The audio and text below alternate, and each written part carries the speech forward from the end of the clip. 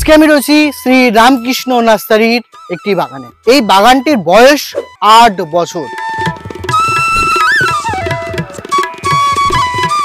হ্যাঁ, শ্রী রামকৃষ্ণ নার্সারির ওনার শ্রীকান্ত বাবু কত বছর কাজ করছেন এই কাঁঠাল নিয়ে? এই মুহূর্তে কাঁঠালটাই দীর্ঘ কয়েক বছর ধরে কৃষকের হাতে তুলে দিচ্ছি। এই করে ৩ লক্ষ টাকা আমি। তাহলে সে বাগানগুলো কোথায় পশ্চিমবঙ্গের বুকে? একটা যে বাগানগুলো কেটে ফেলতে হচ্ছে তাহলে কি সেগুলোই? এই গাছ থেকে কৃষক বলছে 2 কুইন্টাল পেয়েছি দাদা এর আগের বছর। এবারে গ্যারান্টি সহকারে হবে না, হাজারো হয়ে আছে, দেখে যাওয়ার সুযোগ আছে। আসুন দেখুন।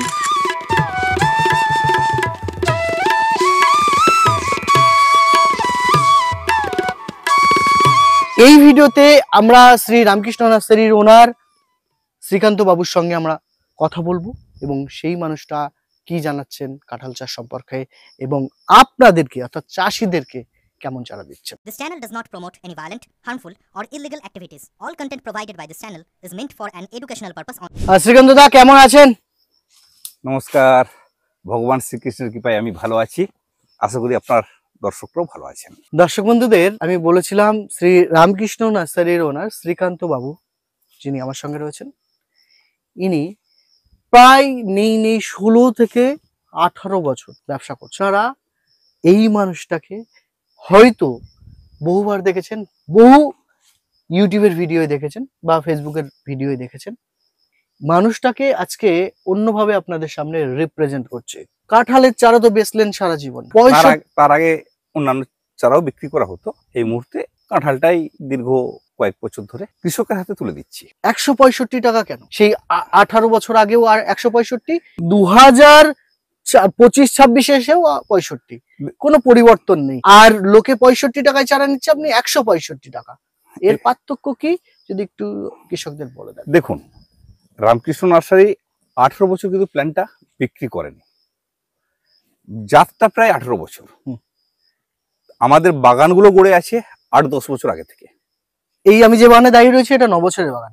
8-10 বছর আগে থেকে বাগানগুলো গড়ে আছে। প্রথমেই কিন্তু আমাদের কৃষকরা বাগান করার দিকে এগিয়ে আসেনি।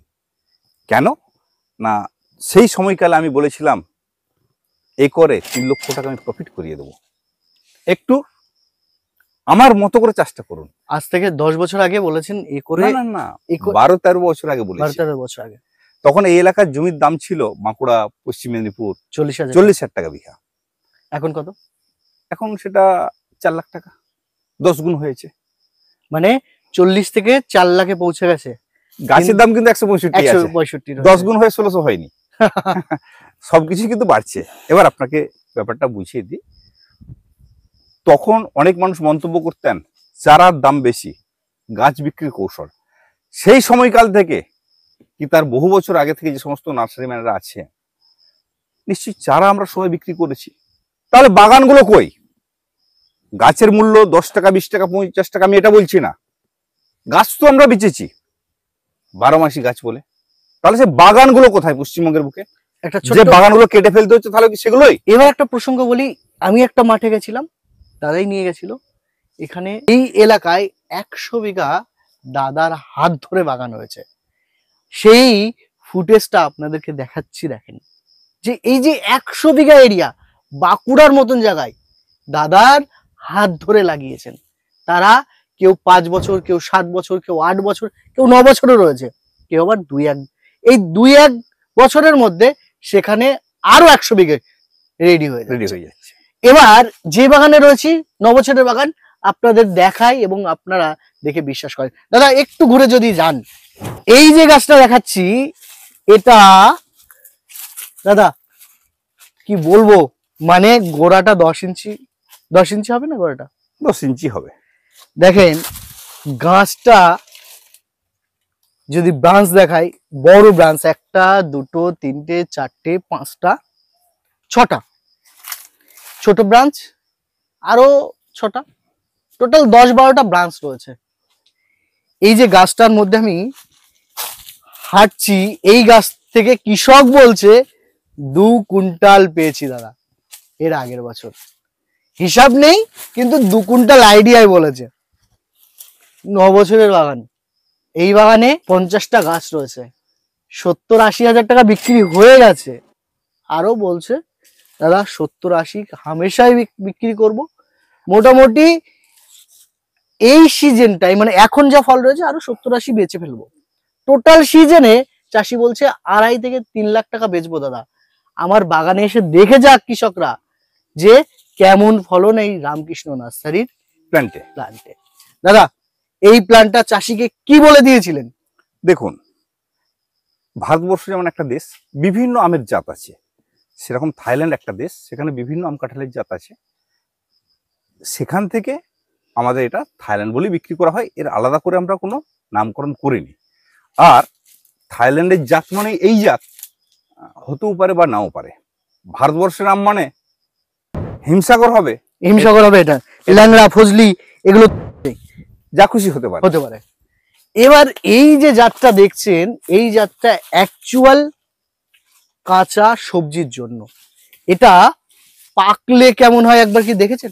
দারুণ টেস্ট। কিন্তু এই যে কৃষক ফল কাটতে গিয়ে এই যে থোকাটা পড়ে গেছে, আপনি দেখুন এই থোকাটাতেই কিছু না হলেও 1টা 2টো 3টে 4টে 5টা 6টা 7টা 8টা 9টা 1টা 10টা, এই থোকাটাতেই 10টা ফল আছে।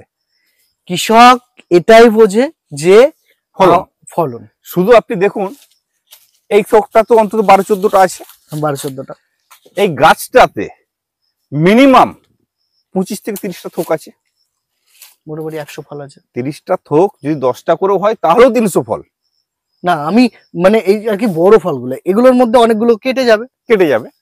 সেরকম কৃষক তো বিক্রিও করেছেন, যেমন এই যে থোকটা দেখছেন, এই থোকটা কৃষক বিক্রি করে দিয়েছেন। 30 কেজি করে প্রত্যেক গাছে বিক্রি হয়ে গেছে দাদা। বলবো না আপনাকে। এখন কৃষকরা কি করছেন, ওনারা চাইছেন অনেকেই চাষটা যাতে না বাড়ে। আবার অনেক কৃষক ওই 20-50 টাকায় গাছ কিনে এনে 100-150 টাকায় বিক্রি করে একটা প্রফিট করে নিচ্ছেন আমাদের নাম করে, এটা রামকৃষ্ণ নার্সারির চারা। কিন্তু আমাদের কাছে প্ল্যান নিতে গেলে আমাদের বুকিং নম্বরে ফোন করে অবশ্যই বুকিং করে 1 থেকে 1.5 মাসের মধ্যে আপনি পাবেন, বা কোনো ক্ষেত্রে আমরা 2 মাস সময়টা নিয়ে থাকি। আমাদের কাছে প্ল্যান্ট কখনোই সাথে সাথে আপনি পাবেন না। আর যখনই দেখবেন যে কেউ আপনাকে গাছ দিচ্ছে, আপনি 100% নিশ্চিত থাকুন সে প্ল্যান্ট আমাদের নয়, আমরা তার কোনো দায়িত্ব নেব না। কি গাইড করছেন কৃষকদের? প্রত্যেকটা চাষ করতে গেলে একটা নির্দিষ্ট কিছু মানতে হয়, সেটা হচ্ছে সার আর জল, মানে খাবার আর জল। এই দুটো নিয়ন্ত্রণ আমরা কৃষককে খুব ভালোভাবে বোঝানোর চেষ্টা করি। আর একটা হচ্ছে আগাছা নিয়ন্ত্রণ। এবং আমাদের যে সমস্ত কৃষকরা আছেন, যদি সার জল খাবার সঠিক নিয়ন্ত্রণ না করতে পারেন, ওনাদের কিন্তু এই ফলনটা আসবে না। পরিচর্যা হচ্ছে একটা বড় ফ্যাক্টর, এবং সঠিক পরিচর্যা। যেমন দেখবেন, হয়তো আপনি কোনো কৃষক ধান চাষ করছেন, হয়তো বিঘাতে 20 কেজি ওনার সার লাগছে, সেক্ষেত্রে উনি যদি 40 কেজি দিয়ে দেন, ধান হবে না। আবার 10 কেজি দিলে ধান হবে না। সঠিক দিতে হবে। তাহলে সঠিকটা কি? সেই অভিজ্ঞতা এককাল আমাদের ছিল না। বিভিন্ন চাষি চাষ করছেন, ওনাদের চাষটা আমরা দেখছি, চাষটা বুঝছি, সেই পরামর্শ আমরা সহজেই একটা অন্য কৃষককে দিয়ে দিতে পারি।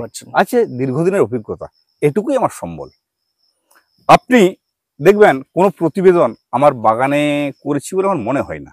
আপনারা আসলেই আমি একটা কথাই বলি, চলে যান, এখানে বাগান আছে, সাফল্য দেখুন। এবার আপনারা অনেক সময় জোর করেন যে দাদা চলুন, সেই হিসাবে আপনার সাথে আসা। দাদা একটা মেন পয়েন্টে আমি আসি, কৃষকরা চারা নেবে দাদা, শুধু 60 টাকার চারা আপনি 165 টাকার চারা, দুটো পাশাপাশি লাগিয়েও আমরা দেখেছি। হ্যাঁ, বাগানে দেখেছি। তো এবার ব্যাপার হচ্ছে যে এই যে ব্যাপারটা আপনারা মেনটেন করেন, যে এই মাদার রুস্টক এগুলো নিয়ে আমরা এর আগে বলি আপনাকে। দেখবেন আমি খুব সহজ করে আপনাকে বোঝাই।